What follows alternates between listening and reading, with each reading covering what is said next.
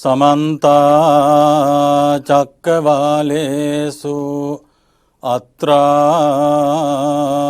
गच्छन्तु देवता सद्धम्मं मुनिराजस्य सुनन्तु सग्गमोक्षदं धम्मश्रवण कालो अयं भदन्ता धम्मश्रवण कालो अयं भदन्ता धम्मश्रवण कालो अयं भदन्ता। नमो तस्स भगवतो अरहतो सम्मा सम्बुद्धस्स नमो तस्स भगवतो अरहतो सम्मा सम्बुद्धस्स नमो तस्स भगवतो अरहतो सम्मा सम्बुद्धस्स। संकीर्तेन पिको ते अहं वच्च कुशला कुशलं देशेयं वित्तारेण पिको ते अहं वच्च कुशला कुशलं देशेयं अपि च ते अहं वच्च संकीर्तेन कुशला कुशलं देशिष्यामि तं सुनाहि साधुकं मनसि करोहि भासिष्यामीति।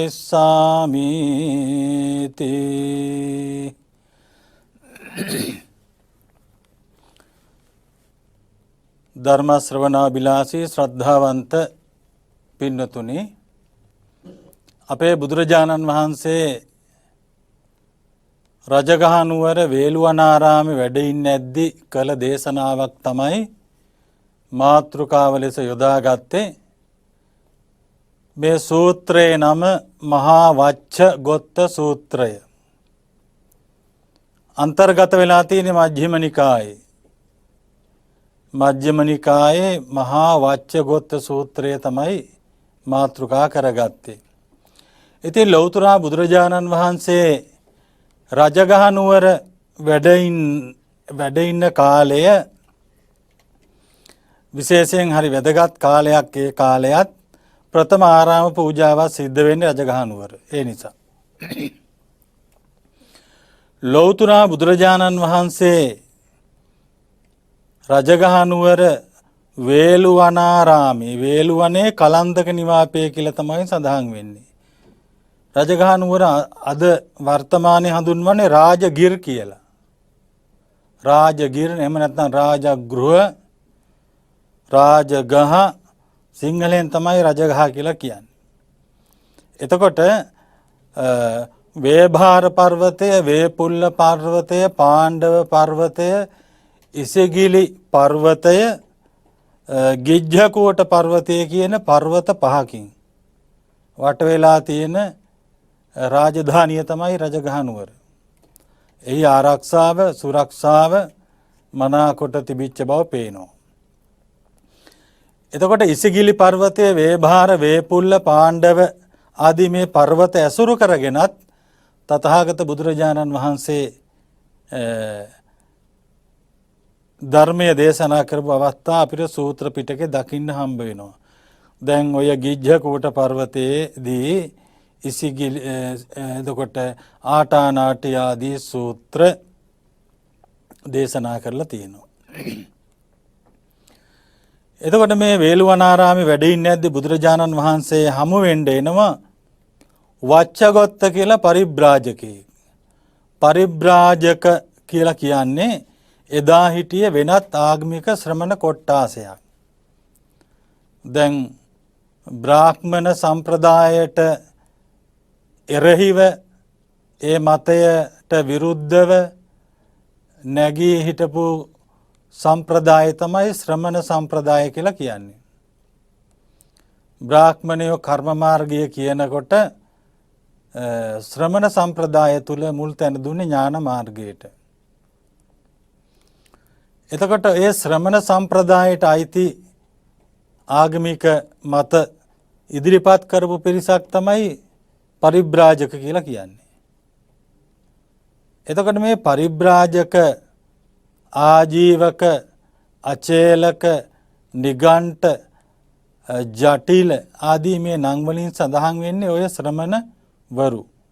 ඉතින් බුදුරජාණන් වහන්සේ සමග වච්චගොත්ත පරිබ්‍රාජකයා උන්වහන්සේව මුණ ගැහෙන්න ඇවිල්ලා භාග්‍යවතුන් වහන්සේ සමග භගවතා සද්දින් සම්මෝදින් සම්මෝදනීයං කතං සාරාණීයං වේතිසාරෙත්වා සතුටු විය හැකි කතා, බුදුරජාණන් වහන්සේ සමග සතුටු සාමීචි කතා වෙල යෙදিলা ඉන්න මේ පරිබ්‍රාජකයා එකත් පසක ඉඳගෙන බුදුහාමුදුරුවන්ට මෙන්න මෙහෙම කියනවා.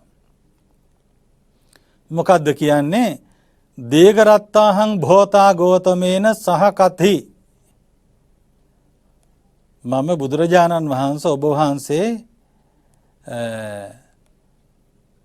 හොඳට දැන අඳුනන කෙනෙක්, බොහෝ කතා බහ කරපු කෙනෙක්, දැන හැඳුනුම්කම් තියෙන කෙනෙක් බොහෝ කල් ඉඳලා. ඒකෙන් පේනවා භාග්‍යවතුන් වහන්සේ සමග වච්චගොත්ත කියන මේ පරිබ්‍රාජකයා බොහෝම ඇසුරු නිසුරු කරපු කෙනෙක් බව. ඒකින්ද එයා මුලින්ම කියනවා අපි අද ඊයේ අය නෙමෙයි, බොහෝ කල් ඉඳලා දන්න කියන කතා බහ කරපු අය. පින්නතුනි, දැන් මේ වච්චගොත්ත පරිබ්‍රාජකයා මෙහෙම කියලා භාග්‍යවතුන් වහන්සේගෙන් ඊළඟට කරන වරය ඉල්ලීම තමයි සාදු මේ භවං ගෝතමෝ සංකිත්තේන කුසලා කුසලං දේසේතු ආන. බවත් ගෞතමයන් වහන්සේ අනේ මට කෙටියෙන් සංකිත්තේන සංක්ෂිප්තව කෙටියෙන් කුසලා කුසලං දේසේතු කුසල් අකුසල් දේශනා කරන්න කියලා. දැන් ඔය හුඟ දෙනෙකුටත් තියෙන පටලැවිල්ලනේ අද කුසල් අකුසල් පින්පව් ඔව්වම ඒව ගැනනේ තර්ක විතර්ක ගොඩනගන්නේ. ඕක ඉතින් අමුතුවෙන් තර්ක විතර්ක ගොඩනගන්න දෙයක් නැහැ. කුසල් මොනවද කියලා බුදුහාමුදුරුවෝ අනේ හොඳට පැහැදිලිව දේශනා කරලා තියෙනවා මේ සූත්‍රවල. ආයි ඕකට මේ අමුතුවෙන් දඟලන්න දෙයක් නැහැ. ඉතින් බුදුහාමුදුරුවන්ගෙන් ඉල්ලන්නේ මේ වච්චගොත්ත පරිබ්‍රාජකයා කුසල කුසල දේශනා කරන්න සංකිට්ඨේන කෙටියෙන් කියලා දෙන්න කියලා කිව්වේ. ඉතින් අද උන්දලට එළි වෙන කරලා කිව්වත් කොහාන්තිමට අහනවානේ මොකක්ද කුසල අකුසල් කියලා. එහෙමනේ වෙලා තියෙන්නේ. එතකොට බුදුරජාණන් වහන්සේගෙන් ඉල්ලීම කළේ කෙටියෙන්ම දේශනා කරන්න. කුසල අකුසල්. පින්වත්නි, වච්චගොත්ත දැන් මෙයාගේ කතාවෙන්ම තේරුණා බුදුහාමුදුරුවෝ කලින් දැන ඇඳිනගත්තු කෙනෙක් කියලා. කතා බහ කරපු කෙනෙක් කියලා. එතකොට අපිට තේරෙනවනේ බණත් අහලා තියෙනවා කියලා. ඇත්ත වශයෙන්ම වච්චගොත්ත බුදුරජාණන් වහන්සේ හමු වෙන්න එන්නේ පැවිදි වීමේ අදහසකින්. මේ පරිබ්‍රාජකයා පැවිදි වීමේ අදහසක් ඇති කරගෙන තමයි භාග්‍යවතුන් වහන්සේ හමු වෙන්න එන්නේ. ඉතින් එයාගේ බලාපොරොත්තුව කුසල් අකුසල්. එයාට මේ බුදුදහම පිළිබඳව අවබෝධයක් නොතිබුණාය කියලා හැම කියන්න බෑ. අවබෝධයක් තිබිච්ච බව පේනවා. ඒකයි මේ කෙටියෙන් දේශනා කරන්න කියලාත් කියන්නේ. ඒ නිසා යම් අවබෝධයකින් යම් ස්ථාවර භාවයකින් ආපු කෙනෙක් පරිබ්‍රාජකයෙක් වුණාට. ඉතින් ඒ වෙලාවේ බුදුරජාණන් වහන්සේ වච්චගොත්ත පරිබ්‍රාජකතුමාට ප්‍රකාශ කරනවා සංකිත්තේන පිකෝ තේ අහං වච්ච කුසලා කුසලං දේසෙය්‍යං. වච්ච ඔබට කෙටියෙන් කුසල අකුසල කියලා දෙන්නම්. විත්තරේනපි කෝතේ අහං වච්ච කුසලා කුසලං දේසෙය්‍යං. විස්තර වශයෙන් කුසල අකුසල් කියලා දෙන්න. විස්තර වශයෙන් කියලා දෙන්න. ඒ වුණත් අපිච තේ අහං වච්ච සංකිත්තේන කුසලා කුසලං දේසෙස්සාමි. එහෙම වුණත් මම දැන් ඔබට මේ වෙලාවේ සංකිත්තේන බොහෝම කෙටියෙන් කුසල් අකුසල් කියලා දෙන්න. තං සුනාහි ඒවා හොඳින් අහන්න. සාධුකං මනසි කරෝහි මනමින් මනාකොට මෙනෙහි කරන්න. තං සුනාහි හොඳින් අහන්න. සාධුකං මනසි කරෝහි මනාකොට මෙනෙහි කරන්න. භාසිස්සාමි මම දේශනා කරන්න කියන්න. එතකොට මේ එහෙමයි ස්වාමීනි කියලා වච්චගොත්ත පරිබ්‍රාජකයා භාග්‍යවතුන් වහන්සේ පිළිතුරු දුන්නට පස්සේ ඔන්න බුදුරජාණන් වහන්සේ මේ වච්චගොත්ත පරිබ්‍රාජකයාට කුසල් මොනවද අකුසල් මොනවද කියලා දෙනවා. මුලින්ම සඳහන් කරන්නේ අකුසල් ගැන. දෙවෙනුව කුසලය ගැන. මුලින් අකුසලය ගැන දෙවනුව කුසලය ගැන බුදුහාඳුරුවෝ කියලා දෙනවා. ලෝභෝ කෝ වච්ච අකුසලං. ඔන්න බුදුරජාණන් වහන්සේ දේශනා කරනවා වච්ච ලෝභෝ කෝ වච්ච අකුසලං. ලෝභය කියන්නේ අකුසලයක්. අලෝභෝ කුසලං. අලෝභය කුසලයක්. දැන් බුදුරජාණන් වහන්සේ මුලින්ම ධර්ම තුනක් පිළිබඳව තමයි දේශනා කරන්නේ. ලෝභය කියන එක අකුසලයක්, අලෝභය කියන එක කුසලයක්. දැන් අලෝභයේ තියෙන ස්වභාවය තමයි අලෝභය කියලා කියන්නේ පරිත්‍යාගී කල්පනාව. දැන් ලෝභය තුල පරිත්‍යාග කිරීමේ අදහසක් නැහැනේ. එතකොට මේවා ප්‍රතිවිරුද්ධයි. පරිත්‍යාග කරන්න කැමති, පරිත්‍යාග කරන්න අකමැති. පරිත්‍යාග කිරීමට අකමැත්ත ලෝභය භාග්‍යවතුන් වහන්සේ ප්‍රකාශ කළා. ලෝභෝ කෝ වච්ච අකුසලං. මේක ලෝභය කියන්නේ අකුසලයක්. අලෝභෝ කුසලං. අලෝභය කියන්නේ කුසලයක්. දෝසෝ කෝ වච්ච අකුසලං. ද්වේෂය අකුසලයක්. ද්වේෂය කියන්නේ තරහව. අදෝසෝ කුසලං. අද්වේෂය කියන්නේ මෛත්‍රී සහගත කල්පනාව. ඒක කුසලයක්. මෝහෝ කෝ වච්ච අකුසලං. වච්ච මෝහය කියන්නේ අකුසලයක්. අමෝහෝ කුසලං. අමෝහය කියන්නේ ඥානාන්විත කල්පනාව. දැන් ලෝභ, දෝෂ, මෝහ. එතකොට මේ අකුසල් තුනක් මුලින් සඳහන් කළේ. අලෝභ, අදෝෂ, අමෝහ එතන කුසල්. එතකොට හයක් එතන සඳහන් වුණා. දැන් මේ ලෝභය තියෙනකොට පින්නතුනි ඒක නිවන සඳහා හේතු නොවන බව හැම තැනදීම කියවෙනවා. එතකොට එහෙනම් නිවන සඳහා හේතු වෙන්නේ අතහැරීම නම් වූ පරිත්‍යාගයේ සිතුවිල්ල. ඒකට කියනවා අලෝභී චේතනාව කියලා. අන්න කුසල් අකුසල් හඳුනා ගන්න පුළුවන් එතකොට. අලෝභය කියන්නේ පරිත්‍යාගී චේතනාව, අද්වේෂය කියලා කියන්නේ, අදෝෂය කියලා කියන්නේ මෛත්‍රී සහගත කල්පනාව, අමෝහය කියලා කියන්නේ කර්මඵල විශ්වාස කිරීමේ නුවණ. එහෙම නැත්නම් කම්මස්ස කතා ඥානය. තවත් විදිහකින් කිව්වොත් සම්මා දිට්ඨිය. අලෝභ, අද්වේෂ, අමෝහ කියන්නේ එහෙනම් කුසල්. ලෝභ, ද්වේෂ, මෝහ කියන්නේ අකුසල්. ඊළඟට බුදුරජාණන් වහන්සේ මේ වච්චගොත්ත පරිබ්‍රාජකයාට ප්‍රකාශ කරන්නේ, දේශනා කරන්නේ කර්මපත ගැන. දස කර්මපත මොනවද?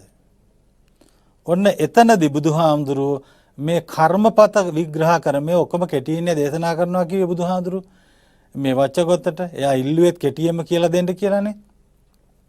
කර්මපත ඒකත් බුදුරජාණන් වහන්සේ කුසල් අකුසල් හැටියට බෙදලා දක්වලා දේශනා කරනවා ඉතාමත්ම පැහැදිලිව. ඒ නිසා මේක මේ තර්ක විතර්ක ගොඩනගන්න ඕන එකක් නෙමේ. කුසල් අකුසල් මේ කුසල් පින් ඕවා මෙවුවා ගැන මේ මහා ලොකුවට මේ කේස් මේ පැලෙන තර්ක විතර්ක ඉදිරිපත් කරලා දඟලනවා. දඟලන්නේ මොනවද? මේ බුද්ධ භාෂිතයේ මේ අපූර්වට පැහැදිලිව මේවා කියලා තියෙනවා. දැන් මේ දස කර්මපතයන් ගැන සඳහන් කරනවා මොනවද කුසල්? භාග්‍යවත් බුදුරජාණන් වහන්සේ දේශනා කරනවා පානාතිපාතෝ කෝ වච්ච අකුසලං ප්‍රාණඝාතය කිරීම අකුසලයක්. ඔය ඉතින් ප්‍රාණඝාත. ඒකට ප්‍රාණඝාතයක් වෙන්න නම් ඒ සඳහා සම්පූර්ණ විය යුතු කරුණු කාරණා තියෙනවා. ඉතින් ඒවා එහෙම වෙච්චාම ප්‍රාණඝාත අකුසලයේ සිද්ධ වෙනවා. දැන් පින්නතුනි මෙතන වැදගත් කාරණයක් තියෙනවා. පානාතිපාතා වේරමණී කුසලං ප්‍රාණඝාතයෙන් වෙන්වීම කුසලයක්.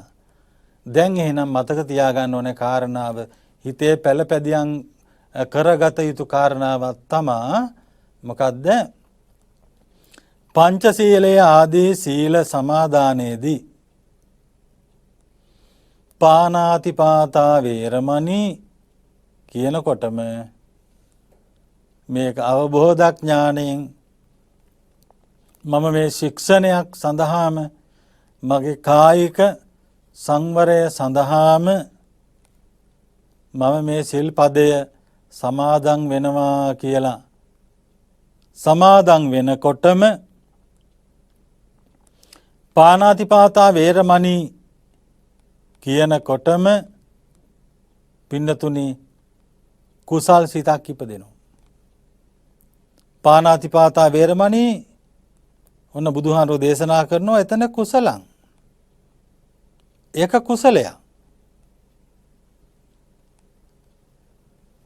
එතකොට ප්‍රාණඝාතයෙන් ඈත්වීම වෙන්වීම අනුන්ගේ ජීවිත ආරක්ෂා කරන්න බවට පත්වීම ඒ තුල කියවෙන්නේ මුළු ලෝකයටම ජීවිත දාණය දෙන්නෙක් වෙනවාය අභය දාණය දෙන්නෙක් වෙනවාය කියන එකයි ඊට වඩා එන එක විශාල කුසලයක්. එතන තියෙන කරුණාව මෛත්‍රිය අනුකම්පාව හිතයිශී බව මානව දයාව මිනිසුන්ට පමණක් නොව සත්ව ප්‍රජාව කෙරෙහිම අනුකම්පාව කරුණාව මෛත්‍රියක් තමයි එතන තියෙන්නේ. ඒකෙනම් විශ්වයටම තමන් ලබා දෙන මහඟු වස්තුවක් දායාදයක් බවට පත් වෙනවා. සත්ව ජීවිත පරිසරය ආරක්ෂා කරන්නෙක් වෙනවා. ස්වභාව ධර්මයේ ආශිර්වාදය ඒ තුලින් ලැබෙනවා. ස්වභාව ධර්මයේ ආශිර්වාදය නොලැබෙන්නේ ඉබඳු අකුසල් වලට මුල් තැන දීලා කුසල් පැත්තකට දැම්මොත් තමයි ස්වභාව ධර්මයේ පවා බොහොම ව්‍යසන ඇති කරලා මිනිසුන්ට කරදර හිරියර ජරමර විපත්ති සිද්ධ කරන්නේ. එතකොට මේ වේරමණී කියනකොටම කුසලය ගැන තමයි ධර්මයේ තුල උගන්වන්නේ. පානාතිපාතෝ කිව්වොත් එතන අකුසලයක් ප්‍රාණඝාත කිරීම පානාතිපාතා වේරමණී කියන තැනදී එහෙනම් එතන කුසලයක්. අදින්නා දානං කෝ වච්ච අකුසලං හොරකම් කිරීම අකුසලයක්. අදින්නා දානා වේරමණී කුසලං. අදින්න කියලා කියන්නේ න දින්න අදින්න. දින්න කියන්නේ දෙනවා න දින්න කියන්නේ නොදෙනවා. ඒකට ණයනට අයන්න වෙනවා අදින්න වෙනවා. අදින්න නොදුන් දේ ගැනීම අදින්නා දාන ආදාන. එතකොට නොදුන් දේ ගැනීම අකුසලයක්. නොදුන් දෑ ගැනීම අකුසලයක්. එතකොට අදින්නාදානා වේරමණී සොරකමෙන් වැළකීම නොදුන් දේ ගැනීමෙන් වැළකීම. නොදුන් දෑ ගැනීමෙන් වැළකීම වනාහි තථාගතයන් වහන්සේගේ ධර්මයට අනුව කුසලයකි. කුසලයක්. බුදුරජාණන් වහන්සේගේ ධර්මයේ තුල උගන්වන්නේ පානං නහානි ප්‍රාණඝාත නොකර හිටියොත් හොඳයි. නචාදින්න මාදී හොරකම් නොකර හිටියොත් හොඳයි.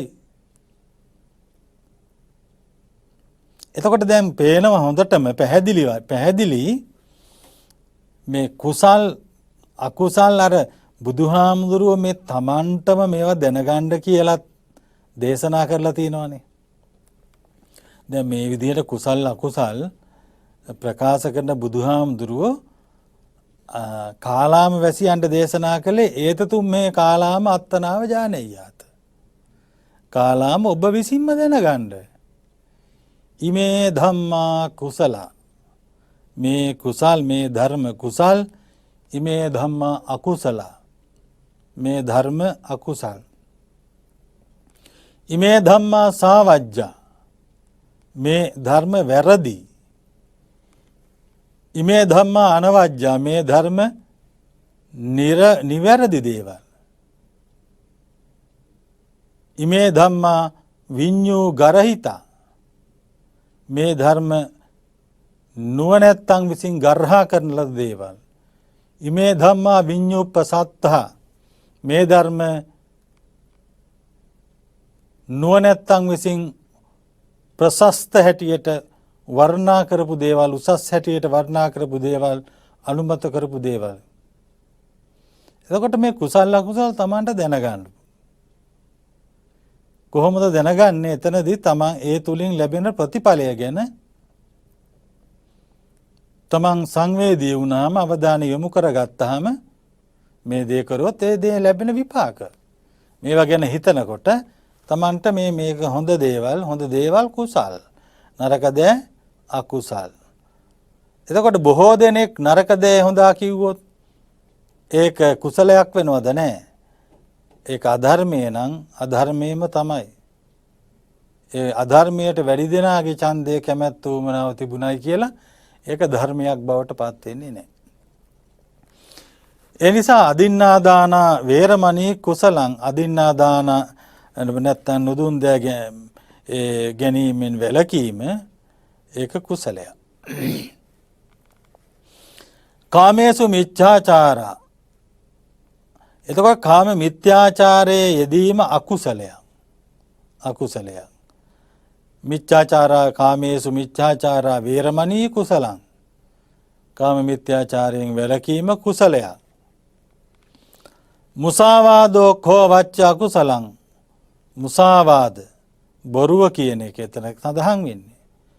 ඒක අකුසලයක්. මුසාවාදා වේරමණී කුසලං.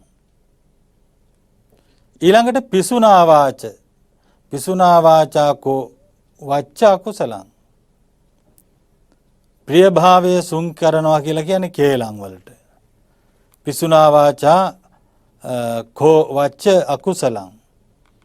පිසුන ප්‍රිය භාවයේ සුන් කරලා දානවා, නැති කරලා දානවා, විනාශ කරලා දානවා. උන්හා කියලා බිඳවනවා. එතකොට ඇති වෙන්නේ වෛරය, ක්‍රෝධය, පරිගැනීම ආදී දේවල්. එතකොට පින්නතුනි පිසුනා වාචා වේරමණී කේලම් කියන එකෙන් වැළකීලා ඉන්න එක ඉතින් එතන කුසලය. මේ දස කර්මපත බුදුහාමුදුරුවෝ දේශනා කරන්නේ මේ කුසල් අකුසල් වලට බෙදලා.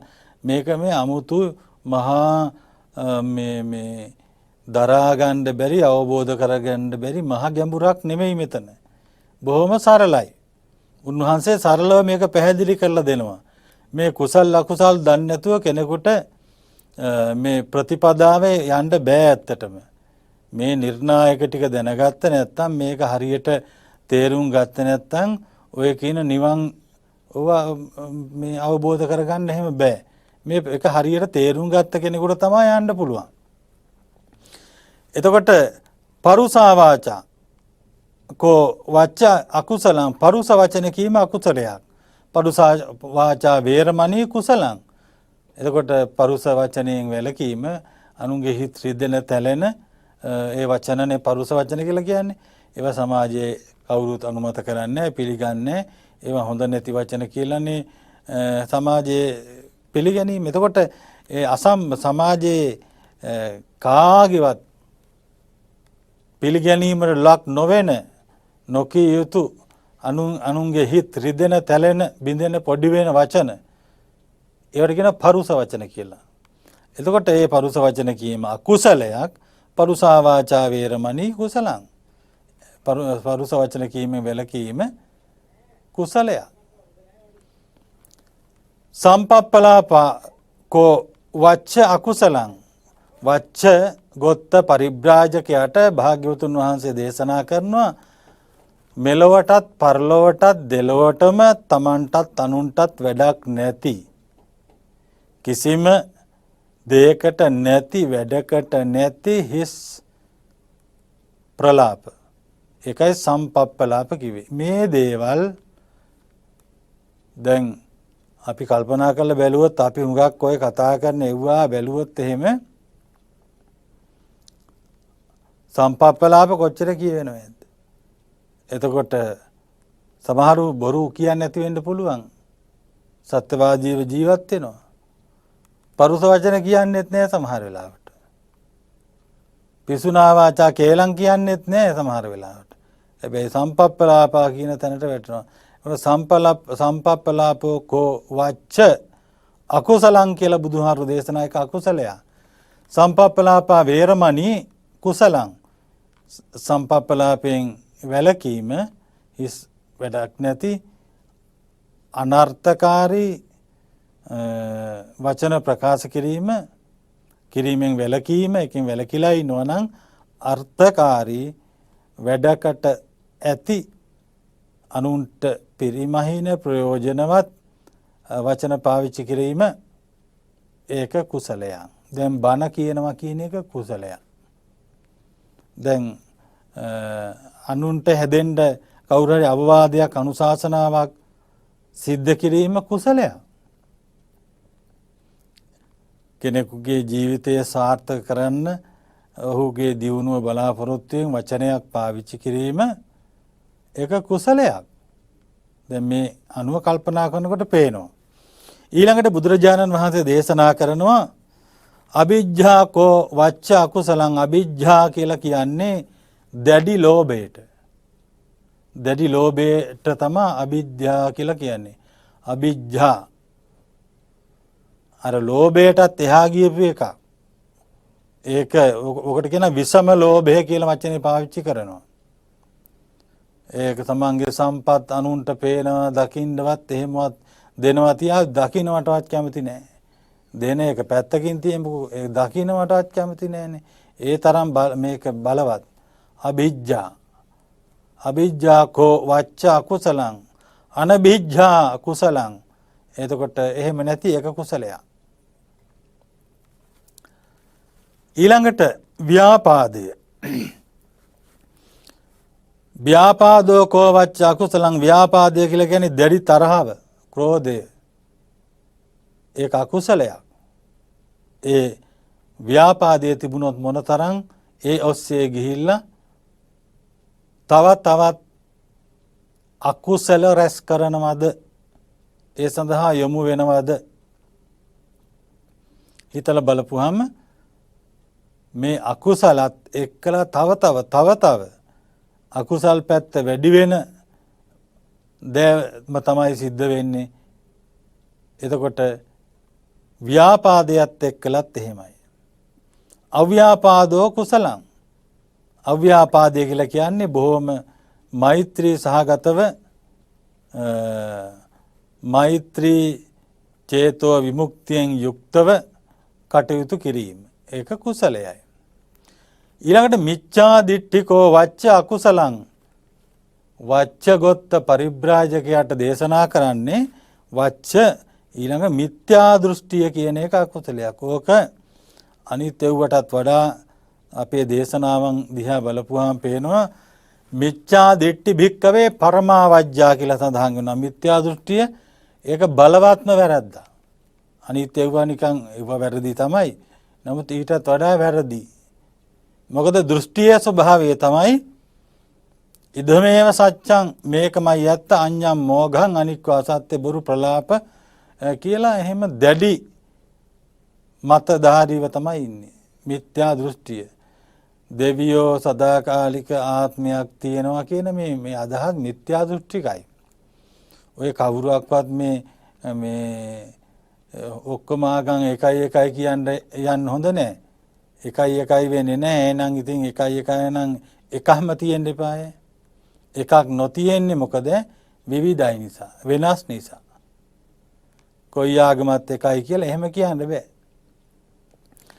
එතෙන් ආගම් වල දෘෂ්ටිය කොහොමද සදාකාලික නොවෙනස් වන ස්ථිර අමරණීය වූ ආත්මයක් තියෙනවා. ආයේ මරණින් පස්සේ එතනින් උපදින්නේ පින් කළත් වැඩක් නැහැ, පව් කළත් වැඩක් නැහැ, මොක කළත් වැඩක් නැහැ. සදාකාලික ස්වර්ගයට යන්නේ. ආයේ මොකටද මෙතන මේ පින් කරන්න එහෙම ඕනේ නැහැ. එහෙම මත දෘෂ්ටි තියෙනවා. සමහර ආගම් ගන්නනවා මරණින් පස්සේ ආයේ උපදින්නේ නැහැ. ඔන්න උච්ඡේද දෘෂ්ටිය. ඒවා මිත්‍යා දෘෂ්ටි. මේ මැරිලා ගිහිල්ලා ආයෙ උපදින්න කොහෙද? දැන් ඒ අය ඉදිරිපත් වෙන එකක් තමයි මේ මිනි අරන් ගිහිල්ලා ඔය මේ සෑයක පුච්චනවා. පිච්චුවාට පස්සේ ඕක අලු වෙලා ඉතින් යනවා. ඊට පස්සේ ගඟටත් දානවා අලු ටික. බස්මී කෘතස්ය දේහස්ය පුනරාගමනං කෘත. මේ අලු බවටපත් වෙච්ච ශරීරය ආයෙ කොහෙද එන්නේ? අති මිත්‍යා දෘෂ්ටි ගොඩනගා ගන්නවා. ඒ නිසා පින් කරන්න ඕනේ, 아무තු ආය දෙයක් එහෙම කරන්න ඕනේ. මරුණට පස්සේ ආයෙ උපදින්නේ නැහැ. මරුණට පස්සේ ආයෙ උපදින්නේ නැහැ කියලා දෘෂ්ටි ඇති කරගෙන තියෙනවා. අන්න ඒ වගේ ඒවා කියනවා මිත්‍යා දෘෂ්ටි කියලා.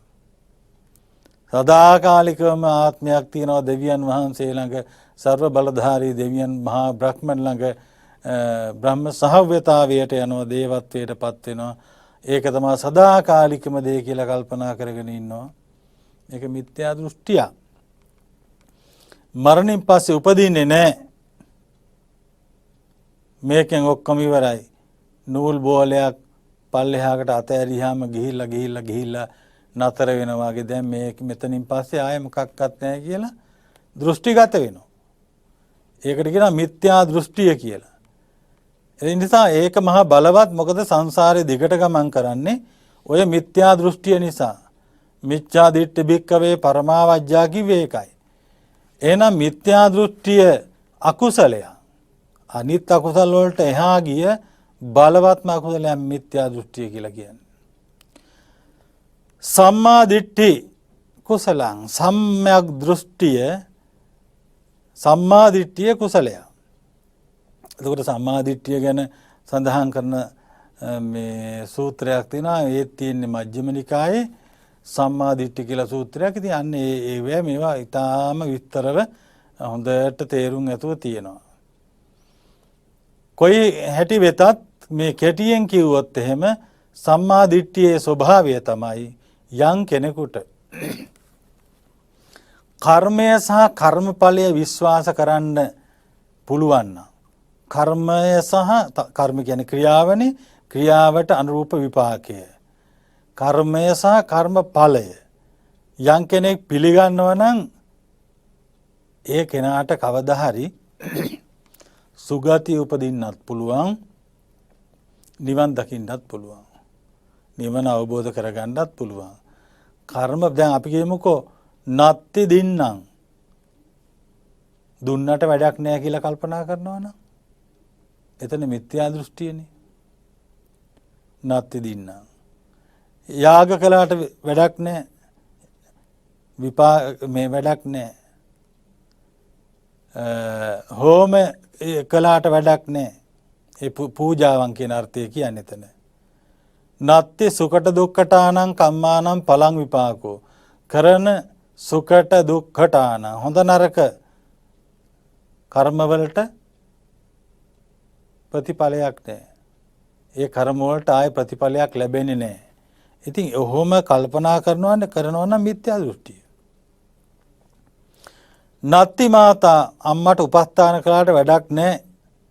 නත්ති පිතා තාත්තාට උපස්ථාන කළාට වැඩක් නැහැ. නත්ති අයං ලෝකෝ මෙලොවක් කියලා එකක් නැහැ. නත්ති පරෝලෝකෝ පරලොවක් කියලා එකක් නැහැ.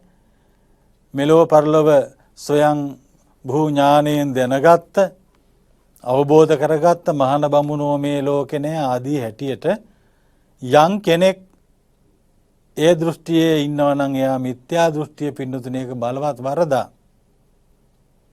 ඒකෙන් ඈත් වෙලා කර්මඵල විශ්වාස කරනවා නම් අන්න සම්මා දිට්ඨිය එතන තියෙන්නේ.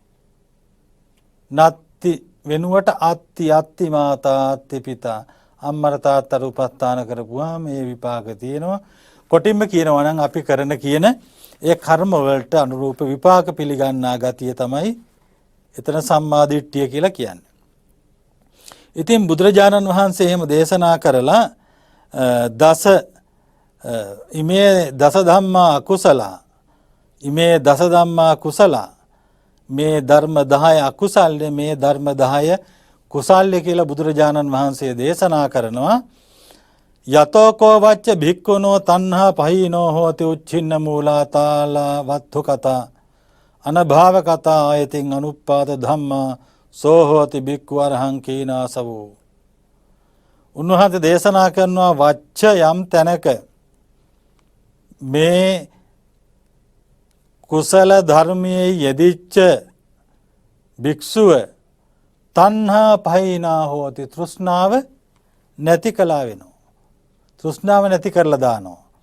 කොහොමද නැති කරන්නේ? උච්චින්න මූලා මුලින්ම උදුරලා දාන්නේ. මුලින්ම තණ්හාව උදුරලා දානවා. ආයි ඉතුරු වෙන්නේ නැහැ. ආයි ලියලන්නේ නැහැ. ලියලන බීජයක් එතන ඇත්තේ නැහැ. උච්චින්න මූලා තාල වස්තුවක් මෙන් ඒ කිව්වේ තල් ගහක කරටිය කපපුවාම ආයේ ලියලන්නේ නැහැ. මේ සම්මජ්ජාති ලියලන්නේ නෑ ඒ වගේ. ඒ වගේම තමයි ආයේ මේක හටගන්න විදියක් නෑ. මතුවට උපදින්නේ ඒ අරහත් කේනාශ්‍රවයන් වහන්සේ නිමා කරමු බඹසර ඇතිව ස්කන්ධ බර පැත්තකින් තිබ්බ සියලු සංයෝජන ධර්මයන් ප්‍රහාණය කළ රහතන් වහන්සේ නමක් බවට පත් වෙනවා. රහතන් වහන්සේ නමක් බවට පත් වෙනවා කියලා බුදුරජාණන් වහන්සේ දේශනා කළා මේ වච්චගොත්ත පරිබ්‍රාජකයාට. එතකොට ලෞතර බුදුරජාණන් වහන්සේ ඊළඟට මේ වච්චගොත්ත පරිබ්‍රාජකයාට මේ කාරණේ මෙහෙම කියපුවාම වච්චගොත්ත බුදුහාමුදුරුවන්ගෙන් අහනවා අපූර්ව ප්‍රශ්නයක්. තිට්ඨතු භවං ගෝතමෝ භාග්‍යවතුන් වහන්සේ සිටිත්වා. ඒ කිව්වේ මේ ලෝකේ ඉන්න එකම මහරහත් උත්තමයන් වහන්සේ ඔබ ඇර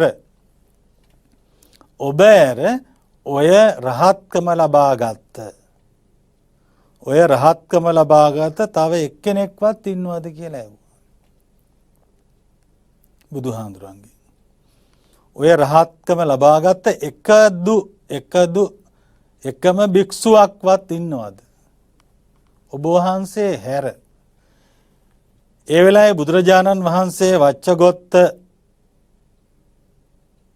පරිබ්‍රාජකයාට කියනවා එක්කෙනෙක් නෙමෙයි 100ක් නෙමෙයි 200ක් නෙමෙයි 300ක් නෙමෙයි 400ක් නෙමෙයි බොහෝ ඉන්නවා කිව්වා. අරහං කීනාසවෝ ඒ අරහත්වය ලබාගත් උත්තමයන් වහන්සේලා දහස් ගණනින් දසදහස් ගණනින් ඉන්නවා කිව්වා. පින්නතුනේ ඒක ඊටාම් වැදගත් කාරණාවක්. ලෞතර බුදුරජාණන් වහන්සේ තමන් වහන්සේගේ ශ්‍රාවක පක්ෂය පිළිබඳව කරපු දේශනාවක්. දැන් මේ වච්චගොත්ත පරිබ්‍රාජකතුමා බුදුහාමුදුරන්ගෙන් අහන්නේ එහෙම අය ඉන්නවද? භික්ෂූන් වහන්සේලා අතර. තිට්ඨතු භවං ගෝතමෝ අත්ථිපන භෝතා ගෝතමස්ස ඒක බික්ඛෝපි ශාවකෝ ආසවානං කය අනාසවං චේතෝ විමුක්තිං පඤ්ඤා විමුක්තිං දිත්තේව ධම්මේ සයං අභිඤ්ඤා සච්චිකත්වා උපසම්පජ්ජ විහෙරති. එතකොට තමයි කියේ බොහෝ ගානක් භික්ෂුන් වහන්සේලා එක්කෙනෙක් දෙන්නේ 300ක් 500ක් නෙයි බොහෝ ඉන්නවා. අරහත්ත්වය සාක්ෂාත් කරගත්ත. අරහත් ඵලයට පත් වෙච්ච බොහෝ පිරිසක් ඉන්නවා දහස් ගානක් ඉන්නවා. ඊළඟට වච්චගොත්ත බුදුහාමුදුරුවන්ගෙන් අහනවා භාග්‍යවතුන් වහන්සේ භික්ෂු ඔබ වහන්සේත් හැර භික්ෂුන් වහන්සේලාත් හැර ඒක භික්ඛුණී පිසාවකා භික්ෂුණියක් එකදු භික්ෂුණියක්වත් ඉන්නවද අරහත් ඵලය සාක්ෂාත් කරගත්ත. බුදුහාමුදුරුවෝ එක්කෙනෙක් නෙමෙයි 100ක් 200ක් 500ක් නෙමෙයි බොහෝ ගාණක් භික්ෂුණීනුත් ඉන්නවා. ඊළඟට වච්චගොත් අහනවා ස්වාමීනි භාග්‍යවතුන් වහන්සේ ඔබ වහන්සේත් හැර භික්ෂුන් වහන්සේලාත් හැර භික්ෂුණීන් වහන්සේලාත් හැර අනාගාමි ඵලයටපත් උපාසකයෝ ඉන්නවද? ඔය ධර්මය සාක්ෂාත් කරගත්ත. අනාගාමී කියලා කියන්නේ පිළිතුරේ බ්‍රහ්මචර්යාව ආරක්ෂා කරන අය. දැන් සෝවාන් වුණා කියලා බ්‍රහ්මචර්යාව ආරක්ෂා කරන්නේ නැතුව ඉන්නත් පුළුවන්. අනාගාමී කෙනා බඹසර ආරක්ෂා කරනවා. එතකොට ඒකයි කිව්වේ දැන් සක්කාය දිට්ඨි විචිකිච්ඡා සීලබ්බත පරාමාස ආදී මේ සංයෝජන නැති කරගෙන අනාගාමී ඵලයට ඕරම් භාගීය සංයෝජන උද්ධම් භාගීය සංයෝජනයන් නැති කරගෙන ගිහිල්ලා ශේෂ වෙච්ච කොටසක් තියෙනවා මාන උද්ධච්ච අවිජ්ජා ආදී. එතකොට මේ අනාගාමී කියලා කියන්නේ රහත් ඵලයටපත් නොවුනොත් අනාගාමී ඵලයටපත් වෙච්ච කෙනා බඹලව උපදින්නේ. බඹලව ඉපදුනාට පස්සේ එහෙදිම රහත් වෙලා නිවන් දකිනවා.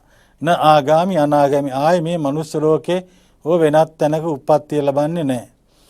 එනිසා මේ අනාගාමි එක උපාසකෙක්වත් ඉන්නවද කියලා අහනවා බුදුහාඳුරන්ගෙන්. බුදුහාරු කියනවා එක්කෙනෙක් දෙන්නෙක් 400 නෙමෙයි බොහෝ උපාසකයෝ ඉන්නවා අනාගාමි වෙච්ච අය.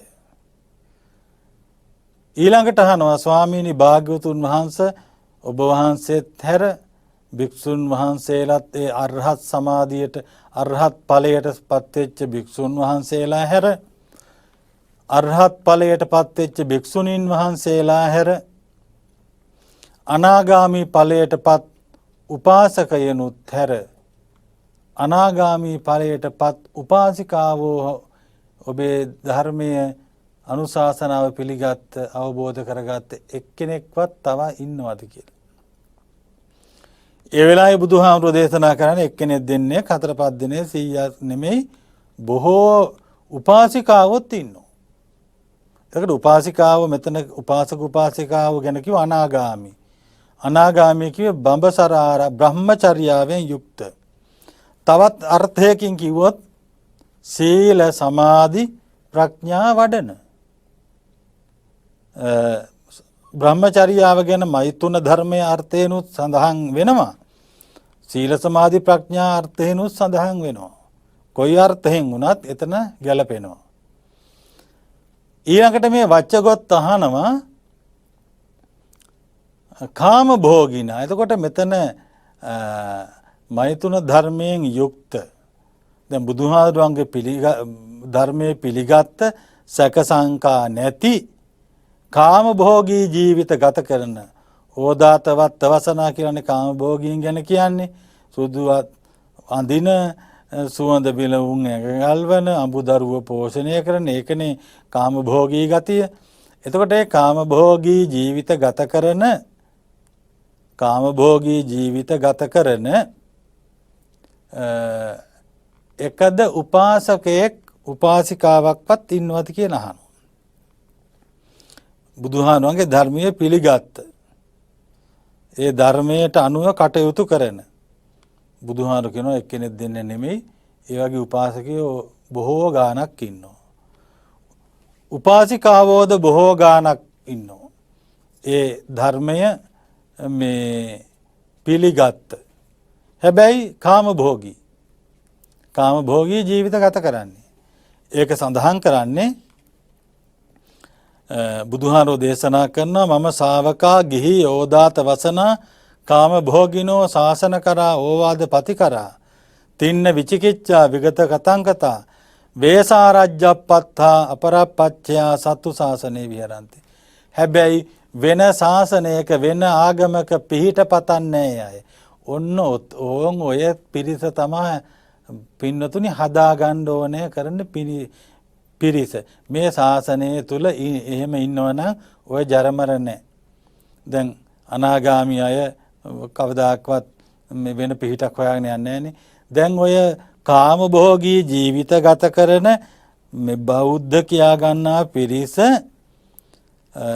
අපරප්පච්චයෝ සත්තු ශාසනේ ඉන්නවා නම් ඒ කිව්වේ වෙන පිහිටක් හොයාගෙන යන්නේ නැහැ. වෙන පිහිටක් සරණක් හොයාගෙන යන්නේ නැහැ.